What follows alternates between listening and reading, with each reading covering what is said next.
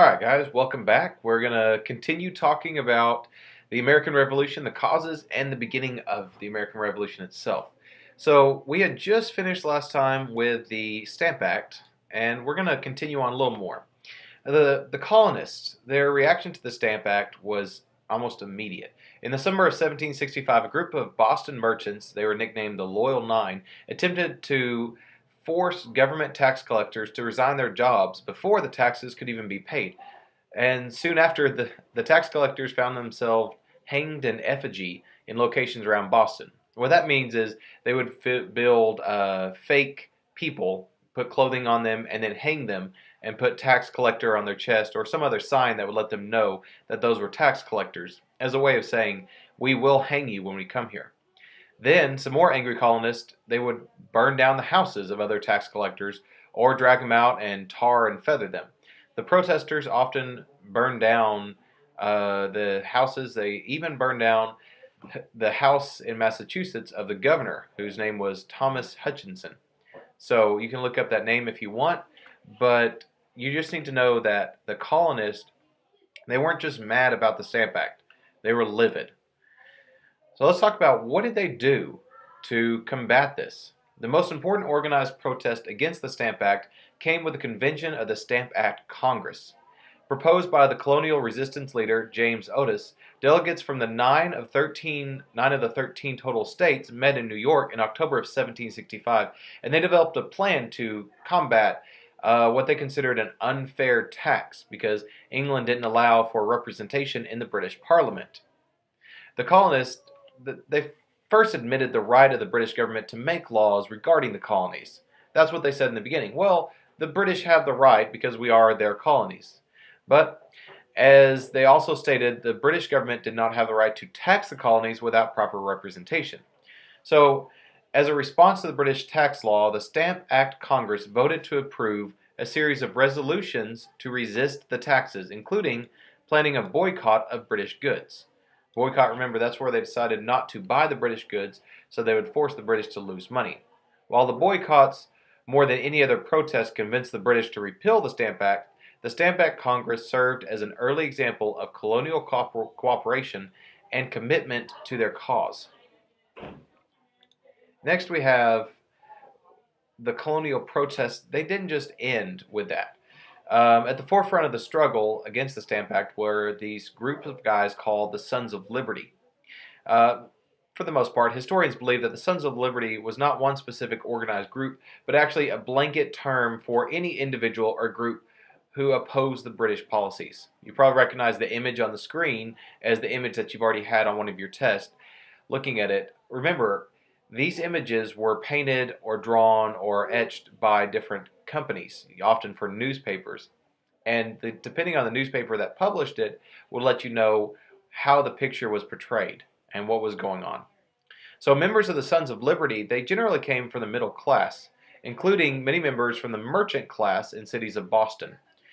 Several of the men who later became major players in the independence movement were members of the Sons of Liberty. These included Paul Revere, Joseph Warren, Patrick Henry, John Hancock, John Adams, Samuel Adams. These are all important men that we'll discuss more as we continue. So in order to resist the British policies, let's talk about that. These policies became more widespread. It became more obvious that some sort of communication network was needed to link together those colonists who opposed the British rule. So while the committees were establishing each colony, many of the historians believe the idea for a communication network came from a man named Samuel Adams. So write that down in your notes. Sam Adams, he is known for his idea of communication, linking them together. The first committee was created in 1764 in a response to the British Currency Act, which prohibited the colonies from using the paper money that they had to print because they lacked hard currency, gold and silver. Other committees soon arose throughout the colonies and were eventually used to inform colonists as to preparations for the First Continental Congress and to coordinate a response to the British Intollerable Acts. So Sam Adams, he was one of the major players in the American Revolution. All right, it didn't take long for the British to assert their right to tax colonies, and in 1767, Chancellor of the Exchequer Charles Townshend introduced legislation to create a series of taxes on many commonly purchased goods in the colonies. These included glass, lead, paper, paint, and tea. So I want you to write that down. Charles Townshend, taxes on glass, lead, paper, paint, and tea. The hope was that the colonists would not resist these taxes as they did with the Stamp Act, if only because the taxes were indirect in nature. In other words, they were included in the price of the goods. They were not added at the time of the purchase, just similar to the way that some of the others were, like the Stamp Acts. However, the colonists were on guard after their experience with the Stamp Act and immediately organized boycotts against any of the British goods, including glass, lead, paper, paint, and tea. The British, even more concerned about the colonial unrest, transferred 2 army regiments to Boston. You see how this is building? Now the British are sending soldiers in. All right, these 3 questions, these are your homework for tonight. I want you to answer the first 2. So, how did the Navigation Act and Molasses Act turn many colonists into smugglers? And what items did the Stamp Act tax? Why did the colonists strongly resist this tax? And why did the British repeal the tax? Those are your assignments for tonight. We're going to move on to some other stuff, though. Let's talk about this. The Boston Massacre. Now look at this picture, if you will, of Paul Revere. Not him in it, but he's the one who engraved it, who created it to print off newspapers. What you see a line of people just standing and a line of soldiers all opening fire with a commander in the back telling them to shoot all the people. Now, obviously, we know it didn't go down exactly like that, but that shows you the time and the place was just like the pictures of tarring and feathering and hanging the different tax collectors. The newspapers were playing a role in getting the people worked up about these issues. And as expected, the citizens of Boston, they were upset. Even though they had troops there, they didn't want these troops stationed in their city. Conflicts between the British soldiers and civilians took place often during the late 1760s and early 1770s, but on March 1770, the Boston Massacre happened, which was bigger than any of the events before. There were skirmishes, there were issues. If we look, we see that in the American Constitution, we cannot house soldiers on American soil unless we are in a time of war and they are actually fighting on our land.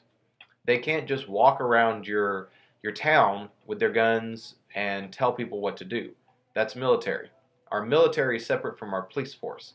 So I want you to take into account and write that on your notes, that this right here, the upset about the Boston Massacre, is one of the things that led to the creation of our Constitution the way it is today. The conflict began when a crowd of colonists started yelling angrily at the British soldiers and then threw snowballs at them. Some of them said the snowballs contained rocks or had rocks in what they were throwing. But either way, it's not 100% clear what went on. As the crowd got larger and grew, the soldiers began to panic, and one of them opened fire. After one person fired, they all followed suit. They killed 5 protesters, including a runaway slave named Crispus Attucks. There's no evidence pointing to any British officer or one person yelling at them to open fire, but as you see in the photo, it looks like there is a person directing them to go ahead and shoot. Colonial authorities soon arrested several of the soldiers on murder charges. The soldiers could not get a lawyer in Boston to represent them because no one in Boston wanted to be part of that. But then a man named John Adams, a lawyer and colonial leader, agreed to represent them in the interest of giving them a fair trial. Most of the soldiers were found not guilty, and the rest received light sentences. A month after the massacre, Parliament repealed the Townshend Acts, but kept the tax on tea in place of a symbol of British authority. The tea tax would lead to a further protest in Boston. So after the Boston Massacre, they got rid of all the Townshend Acts, but they kept the Tea Act. That's what's so important about the Boston Massacre, is the British couldn't let it go. They couldn't say we made a mistake. They said we still have to show that we have authority over them, at least to some extent. We're going to end here today, but let's talk about the British East India Company. These people, this is what we call monopolies. This is something that is a constant discussion in our government right now. Do certain businesses have the right to completely monopolize something if the government gives them permission? And we'll talk about that in class a little more. But by 1773, the British East India Company was nearly bankrupt. The company, through extremely profitable, it had a lot of money in the past, but then it started to suffer, and they had bad management, corruption, and due to various boycotts, as well as colonial smuggling, the company had amassed an over surplus of tea. They had way too much tea. The British government wanted to save the company by selling nearly 17 million pounds of tea that the company had stockpiled. So they had too much tea, they needed to move it. They said, you know what? Let's help them stay afloat.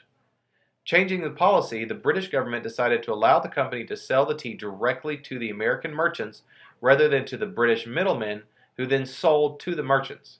The British hoped this would greatly lower the price of the tea while still providing a profit for the company. In essence, this gave the British East India Company a monopoly on tea sales in the colony. Meanwhile, the British government kept the tax on this tea, in order to show its authority over the colonies.